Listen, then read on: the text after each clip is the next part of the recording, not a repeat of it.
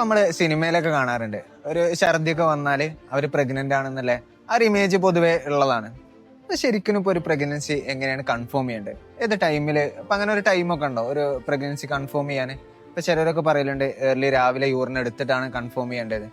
എത്തരത്തിലാണ് ഒരു പ്രഗ്നൻസി നമുക്ക് കൺഫേം ചെയ്യാൻ പറ്റുക? ഇത് നമ്മൾ വളരെ കോമൺ ആയിട്ട് കിട്ടുന്ന ഒരു ഡൗട്ടാണ്.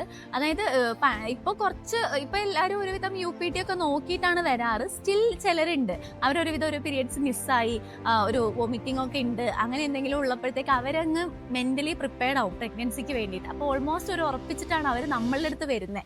അപ്പം നമുക്ക് UPT നോക്കുമ്പോൾ എല്ലാവരും പോസിറ്റീവ് ആവണം എന്നില്ല, ചിലർ പോസിറ്റീവ് ആയിരിക്കും. അപ്പോൾ ഇത് നെഗറ്റീവ് ആണെങ്കിൽ നമുക്ക് അവരോട് ഇത് പറയാൻ തന്നെ ഭയങ്കര ബുദ്ധിമുട്ടാണ്. അവരങ്ങ് ഭയങ്കര ഡെസ്പാവും നമ്മൾ പറയുമ്പോഴത്തേക്ക്. അപ്പം നമ്മൾ എന്താ വെച്ചാൽ ഒരു കൺഫർമേഷൻ ഇല്ലാതെ നമ്മൾ വിചാരിക്കരുത്. നമ്മൾ സ്വന്തമായിട്ട് ഇതിന് മെന്റലി പ്രിപ്പയർഡ് ആവണം. പ്ലസ് നമ്മൾ വേറെ ആരോടും ഇത് പറയാനും നിൽക്കണ്ട. നമുക്കൊരു ഇനി UPT ചെയ്തുകൊണ്ട് കൺഫേം ചെയ്യാൻ പറ്റുമോ എന്ന് ചോദിച്ചാൽ അതും നമുക്ക് 100% ഉറപ്പിക്കാൻ പറ്റില്ല. പിന്നെ വേറൊരു ഡൗട്ടാണ് UPT നമ്മൾ ഏർലി മോർണിംഗ് സാമ്പിളിൽ തന്നെ ചെയ്യണമെന്ന്. അതായത് ഏർലി മോർണിംഗ് സാമ്പിളിന്റെ ഇമ്പോർട്ടൻസ് എന്ന് പറയുന്നത് യൂറിൻ കുറച്ച് കോൺസെൻട്രേറ്റഡ് ആയിരിക്കും. അപ്പോൾ ഈ β-HCG വെച്ചിട്ടാണല്ലോ നമ്മൾ ഈ പോസിറ്റീവ് ടെസ്റ്റ് റിസൾട്ട് കിട്ടുന്നത്. അപ്പോൾ ഈ ഏർലി മോർണിംഗ് സാമ്പിൾ ആകുമ്പോൾ β-HCG ലെവൽ കൂടുതലായിരിക്കും. അപ്പോൾ വെരി ഏർലി പ്രഗ്നൻസിയിലൊക്കെ ലൈക്ക് ആ ആക്ച്വൽ ടൈപ്പ് ഇപ്പോൾ 5 വീക്സിൻ്റെ ഒക്കെ മുന്നേ നമുക്ക് ഡയഗ്നോസ് ചെയ്യണമെങ്കിൽ ചിലപ്പോൾ ഏർലി മോർണിംഗ് സാമ്പിൾ വേണ്ടി വരും. അപ്പോഴേ ആ ഒരു അഡിക്വേറ്റ് എമൗണ്ട് ഓഫ് β-HCG ഉണ്ടാവുള്ളൂ.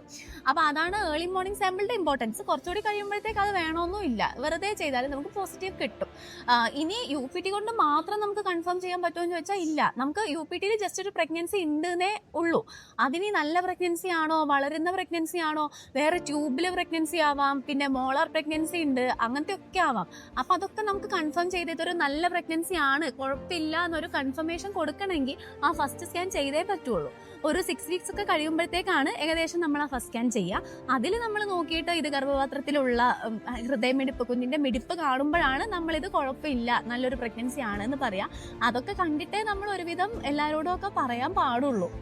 ഇങ്ങനെയൊക്കെ ആണെങ്കിലും ഇനിയും നമുക്ക് ഒരുപാട് ഒരു 3-ാം മാസത്തെ ടെസ്റ്റ് ഉണ്ട്, 5-ാം മാസത്തെ ടെസ്റ്റ് ഉണ്ട്. ഇതിലൊക്കെ നമുക്ക് ബാക്കി കുഞ്ഞ് ഹെൽത്തി ആണെന്നുള്ളത് 100% പറയാൻ പറ്റും. എന്നിരുന്നാലും ഈ ആദ്യത്തെ സ്കാന് കഴിഞ്ഞാൽ നമുക്ക് പ്രഗ്നൻസി കൺഫേം പറയാം.